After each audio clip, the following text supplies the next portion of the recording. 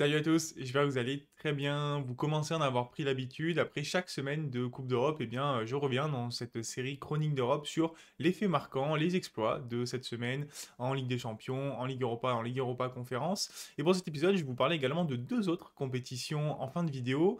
Chronique d'Europe, épisode 3, on est parti.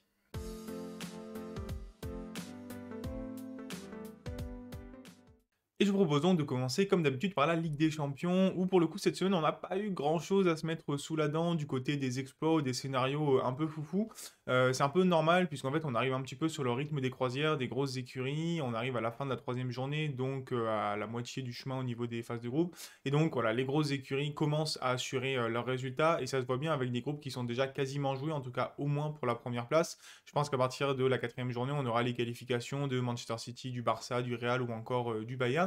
Mais il y a quelques groupes où c'est quand même assez serré et Cocorico, c'est souvent les groupes avec des clubs français. On a bien sûr le groupe de Lens qui allait chercher un bon nul à domicile face au PSV à Eindhoven alors qu'ils étaient menés 1-0, ils ont encore montré des ressources. Lens aujourd'hui termine la phase allée de cette phase de groupe avec 5 points, une victoire et 2 nuls et est plutôt bien embarqué pour au moins assurer cette troisième place. C'était en plus un match assez important face à un club néerlandais donc pour l'indice UEFA. Bref, si Nantes ne perd pas à Eindhoven, je pense que ça commencera à sentir plutôt bon, au moins pour la troisième place si ce n'est mieux. Il y a bien sûr le groupe du PSG qui a assuré en l'emportant sans trop de soucis 3-0 face à l'AC Milan et en fait conjugué à la défaite du Newcastle à domicile face à Dortmund, eh bien ça fait un groupe assez serré finalement où le PSG a repris la tête avec 6 points. Je peux vous parler du groupe du Feyenoord aussi qui est assez serré finalement notamment grâce à la victoire des Néerlandais assez impressionnante face à la Lazio Rome qui leur donne la première place du groupe. On peut noter l'Atlético de Madrid qui a fait un nul au Celtic Glasgow qui fait que finalement ça va jouer entre trois équipes a priori pour la qualif, l'Atlético, la Lazio et le Feyenoord. Et enfin, à noter le groupe A, où évidemment le Bayern Munich devrait se qualifier sans trop de soucis, mais par contre, ça va être assez serré entre Manchester United et Galatasaray. Le 29 novembre, il y a un Galatasaray-Manchester United qu'il faudra rater sous aucun prétexte. L'ambiance va être folle et la deuxième place de groupe devrait se jouer à ce moment-là.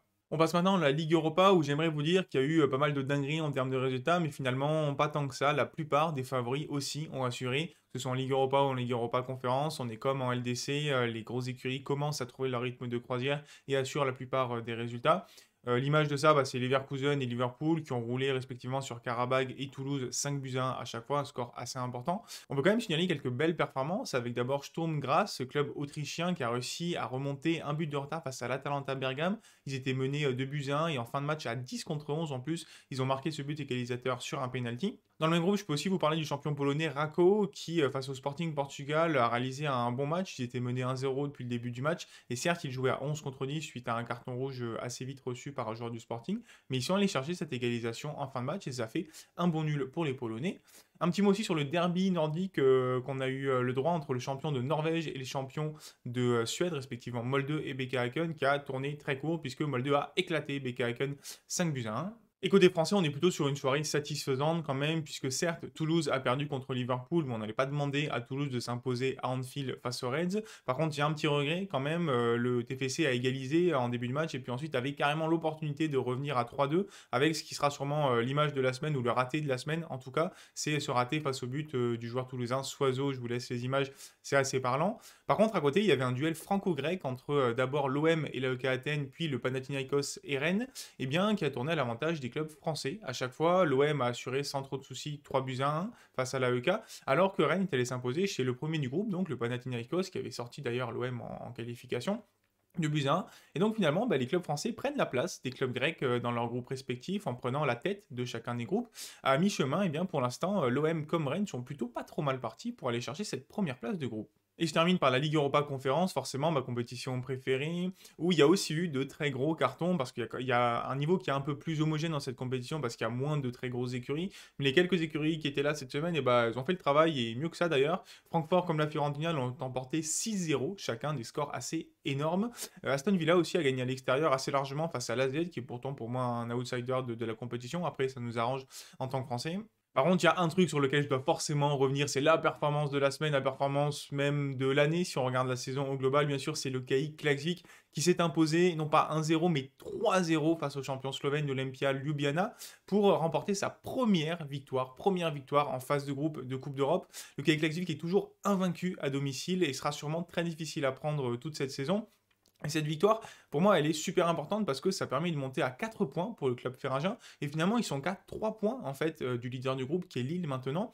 Et quand on regarde le calendrier, il y a un déplacement en Slovénie où peut-être qu'on peut espérer un résultat favorable. Et puis ensuite, ils vont recevoir le Slovan Bratislava. Et en cas de victoire, moi je pense vraiment que le KV Classic peut peut-être aller chercher cette deuxième place de poule, ce qui serait un exploit monumental. Encore une fois, on parle d'une toute petite ville aux îles Féroé avec la moitié des joueurs qui sont même pas professionnels.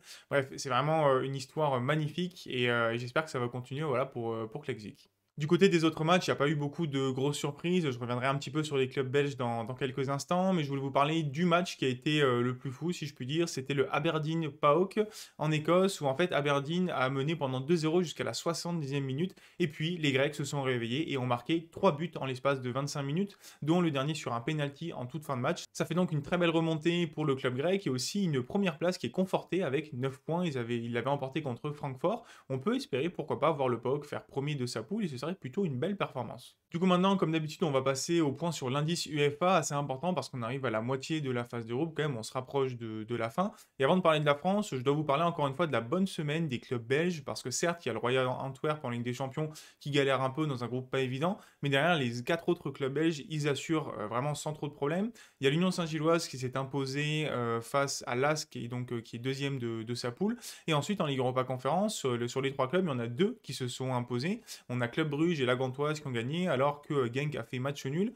Bref, ça fait 7 points UEFA marqués cette semaine, divisé par 5 clubs. On est à 1,4 points à l'indice UEFA. C'est encore une superbe semaine pour les clubs belges. Mais bon, ce qui vous intéresse en particulier, évidemment, c'est cette 5e place où la France est à la lutte avec les Pays-Bas. Et cette semaine est peut-être décisive dans la lutte parce que d'un côté, les clubs français ont été vraiment excellents. La seule défaite de la semaine, c'est celle auquel on pouvait s'attendre. C'est Toulouse qui perd à Liverpool.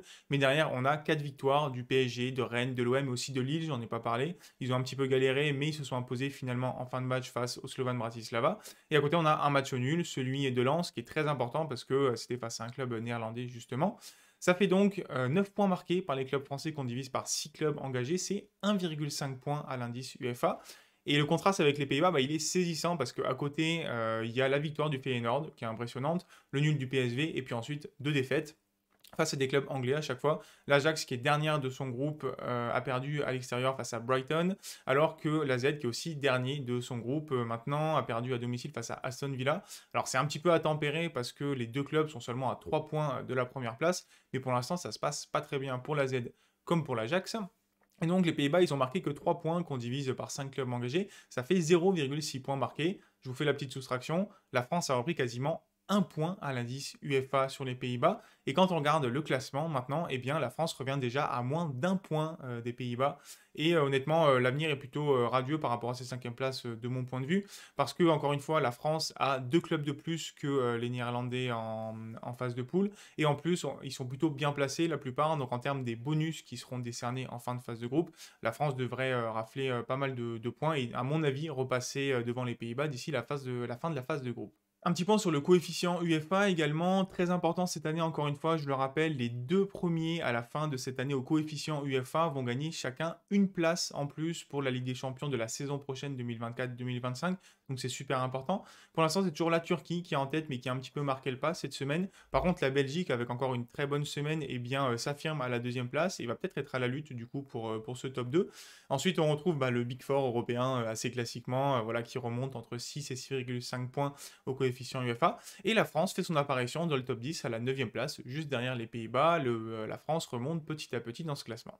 Et pour terminer, je vous en ai parlé en introduction, j'ai envie de vous parler de 2 autres compétitions européennes qui battent leur plein pour le moment. D'abord la Youth League, en fait la Ligue des Champions de la jeunesse pour les sections U19, que je vous avais présenté en fait il y a déjà quelques mois. Je vous fais une vidéo de présentation que je vous mets en lien dans la description pour comprendre le format qui est un petit peu atypique. On a d'un côté la voie de la Ligue avec les clubs dont les sections professionnelles sont qualifiées en Ligue des Champions.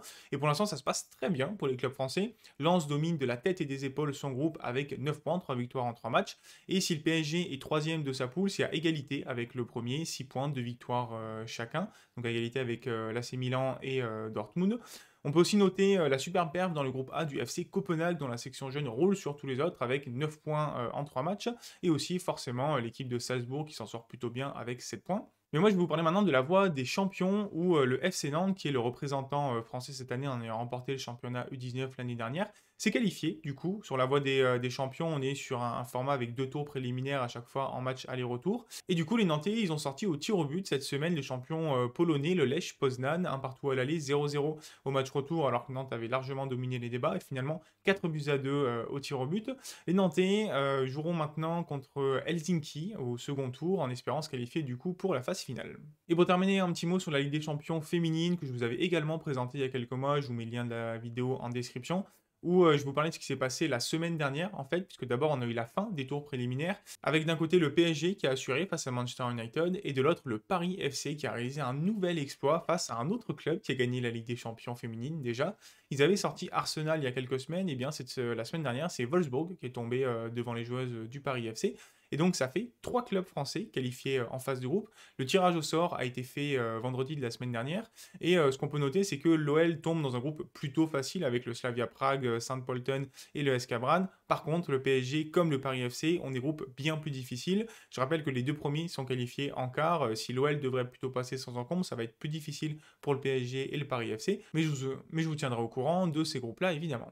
Et voilà, j'en ai terminé pour ce troisième épisode de Chronique d'Europe, où je vous ai parlé donc d'un peu plus de compétition que d'habitude. N'hésitez pas à me dire en commentaire si ça vous a plu, que je vous parle de Youth League et Ligue des Champions féminine. Si c'est le cas, je continuerai à le faire. Moi, je pense qu'il y a pas mal de trucs intéressants à raconter. En général, si la vidéo vous a plu, comme d'habitude, n'hésitez pas à la liker, la partager, aussi commenter pour le référencement et vous abonner à la chaîne. C'est le mieux que vous puissiez faire pour m'aider. Moi, je vous souhaite un très bon week-end de foot et je vous dis à très bientôt pour parler foot. Ciao, ciao.